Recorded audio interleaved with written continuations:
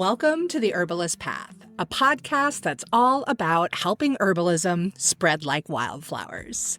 I'm Mel, a clinical herbalist, environmental educator, and a mama who's been walking this path for well over 20 years. I created this show to help you feel confident with herbal medicine. You're going to get a blend of how-to episodes, incredible guest experts sharing their wisdom, and real talk about using herbs every day. All to help you care for your family naturally, take better care of our precious planet, and maybe even become the trusted herbalist in your own community. You see, this work isn't just about the herbs. It's about healing ourselves. It's about caring for each other, and it's about living in deeper connection with the earth. So whether you're blending your first tea, making your first tincture, or feeling called to be the go-to herbalist in your community, welcome. You belong here. You are right on time, and you are on the Herbalist Path. Hello, and welcome back to another episode here on the Herbalist Path. I hope that you and yours are doing well and feeling safe and comforted right now in this time. I know that there are millions of people out there who are not feeling safe, who are losing access to food, obviously a basic need for survival.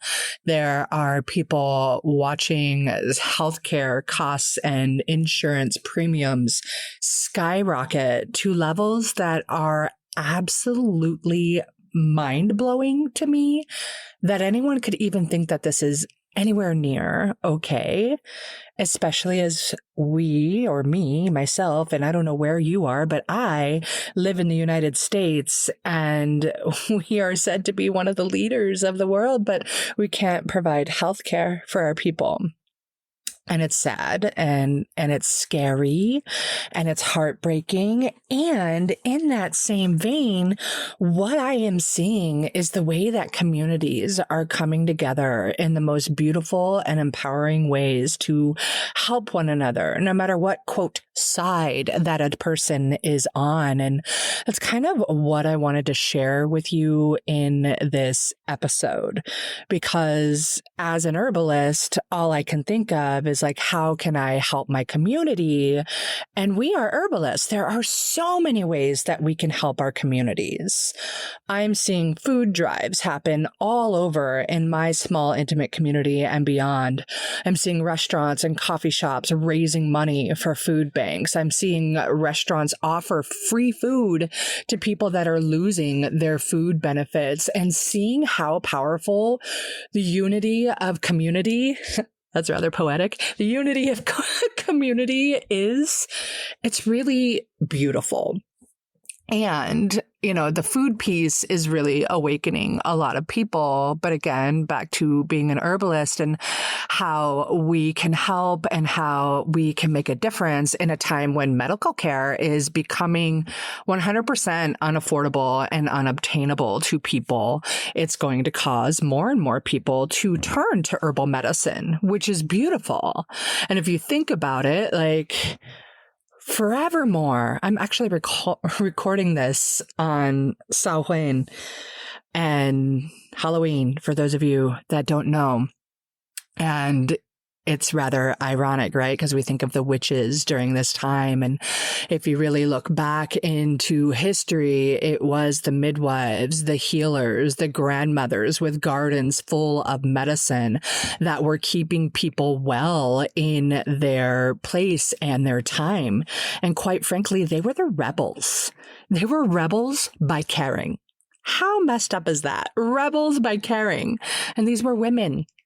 And they were burned because they were, quote, witches, or because they had a different way of caring for people, one that was more connected to the earth, connected to the plants. They had connection to the water, to the air, to the fire, all of that.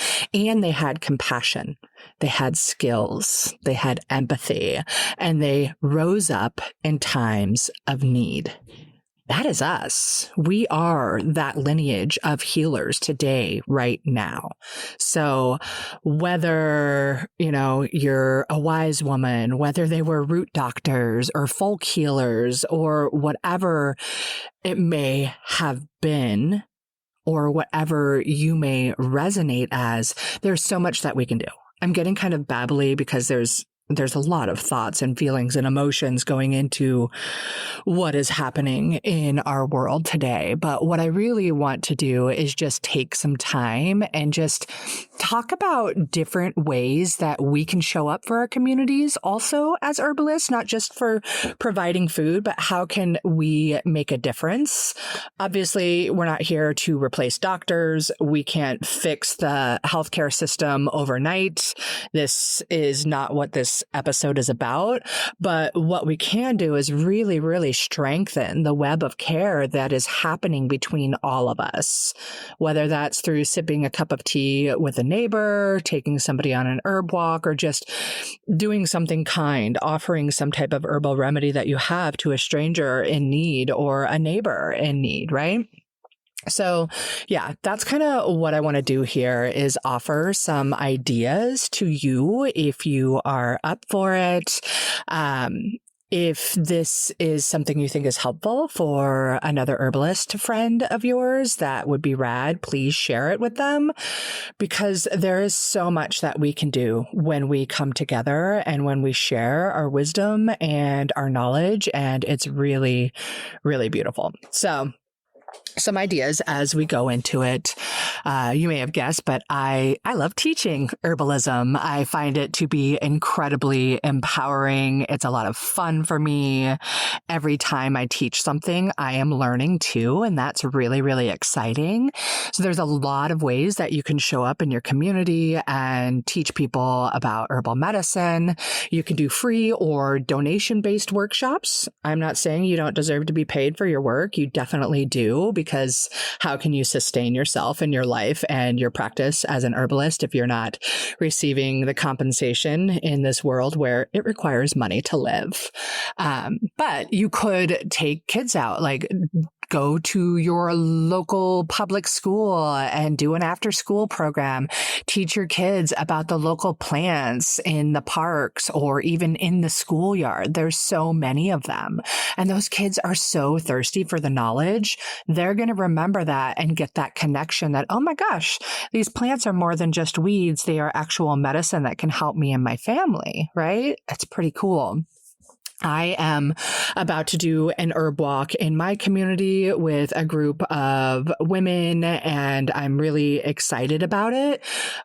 It's Halloween, so it's late in the season, but there is a lot of medicine in the forests around me, and I'm just going to teach the people that have been living in this community for so long, but have lost connection with the plants and the lichen and the other fungi and forms of medicine that are currently ready for us to help strengthen the immune system and whatnot. So I'm really excited about that. Right now, the plan is I have a woman who's offering her 13-acre space that has some trails through there. And I'm just going to walk everybody through the trails and we're going to identify plants. I'm going to talk about what I know about those plants and how they can be used as medicine, how they can be sustainably harvested.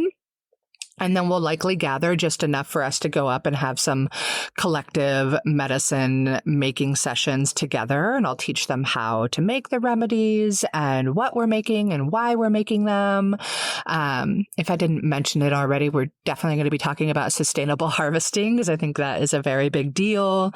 We will talk about, prayers and offerings that you can give to the plants and the land, which I think is really, really important. That's kind of fun. And I'm doing that as a sliding scale donation-based program where I was very clear that nobody will be turned away for lack of funding because I want to make sure that everybody has access to this. And I have groceries to buy too. So, those that are in a little bit more fortunate place right now may feel inclined to reimburse for somebody that couldn't. And it really becomes a beautiful giving, receiving, energetic balance when you do it in that way. And then as you're educating these people, it's really empowering them. It makes it so much better. It brings more of us back to the earth and really respecting what the earth has to offer us when we offer it respect and love and kindness as well. Other things I've been doing in my community, I have just been teaching some medicine making workshops. Recently, I did a fire cider one, so that's really nice because it's such approachable kitchen medicine. Most people have those things around them, so that can be really, really helpful. I did an elderberry syrup workshop. I think I'm going to do an herbal gift giving workshop as we head into the holidays, and everybody's like, oh my God, holiday gifts. Like, why not give the gift of some herbal remedies that you have made? And that class is always just so much fun to teach. So there is that. Obviously there are endless ideas of ways that you can teach and offer your time and empower people in your community to learn more about plant medicine. Another thing you could consider doing if you are somebody who's got the skills to work with people one-on-one and help them with their health care is offer, like, again, you've got to pay your own bills, right? So that's really important. But what if you were to pick a day of the month when you're like, okay, this Saturday, November 15th, whatever, I have a whole day that is open to community care. It is a donation sliding scale based care system, and you work with as many people as you can under that. Make it known in your communities and share that you are there and available for them. You could partner with your local community library. You could find a Lions Club or other community center. If you have a mutual aid group, you could reach out to them. All of that could be really important. You could also show up to community events and bring herbal first aid. I highly recommend, like, if you're going to any of the protests or anything along those lines where nerves are heightened, feelings and emotions are really heightened. There's a lot of stress. There's a lot of anger. You could bring a lot of nervine support to those kinds of things, or be prepared for anything that might help with tear gas or any of those kinds of things. Like, just being that herbal first aid person on hand at those events is really cool. And even if, even better than being the person, like, find your collective of other herbalists around and create a mutual aid station or tent or something along those lines. Go to your local farmer's market and brew a batch of tea and sit at a table with your tea and invite people to come sit and have a cup of calming, nourishing, maybe immune boosting tea with you. How lovely would that be? I mean, you could even do that in your local park. Just sit there with a little pump pot and some little cups and say, hey, can I interest you in a cup of tea? And maybe even have a conversation with those people. I think so many of us are in this world of fear and, just disbelief of everything that is happening, and that connection and time to speak with somebody about it and be like, oh my gosh, I'm not going through this alone, can be so healing and empowering in and of itself. So that could be really nice. Another thing you could do, if you've got the means to, create some herbal care kits and distribute it to neighbors or families that are in crisis right now. Distribute to unhoused people. That could be really, really cool. Again, join those mutual aid efforts and come in with those teas and those salves and the immune support, right? If you are a product maker and that's your business, do you have extra product left over? I know I always did when I ran Mountain Mel's. You can give that to those organizations, and that would be really helpful. Maybe there are doulas or midwives in your community, and maybe they have new parent groups. You could offer postpartum support kits for them and gift those to those people. How beautiful would that feel? Or even come in and do an educational session for those postpartum parents and teach them how they can support themselves throughout this next phase of life. I think that would be super rad. There's well, I guess during this time of year, it's not the best, but you could plan it right now. Like, what about building a community medicine garden, right?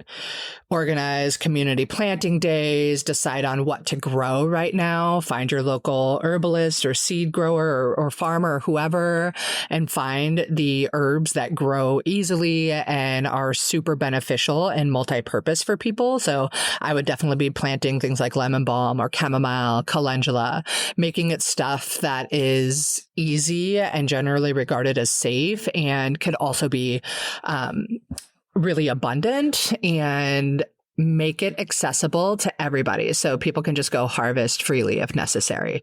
If you can find the space to do that, that might be a really cool thing to do.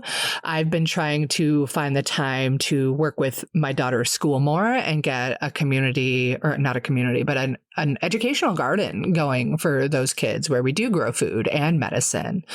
I know that's a model that's out there in so many places, but I'm in such a rural area that rains 9 months out of the year. So nobody's really taken the lead on making something like that happen.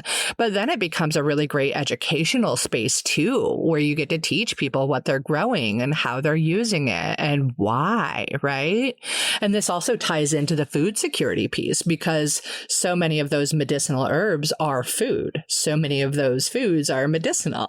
So it really kind of goes back and forth in some beautiful ways. So consider doing that. Like, start the planning now, find the land, find the means, and see who's in your community that has resources or knowledge or skills or time to offer to such a thing. Because somebody might not have the knowledge that you have, but they've got the space in their yard and they really want to learn about this stuff, right? Or somebody may be retired and just think it's so cool that you're doing what you're doing. And they're like, yeah, I can volunteer like 20 hours a week. I'm retired. Amazing. Connect with your community and make it happen for everybody, right?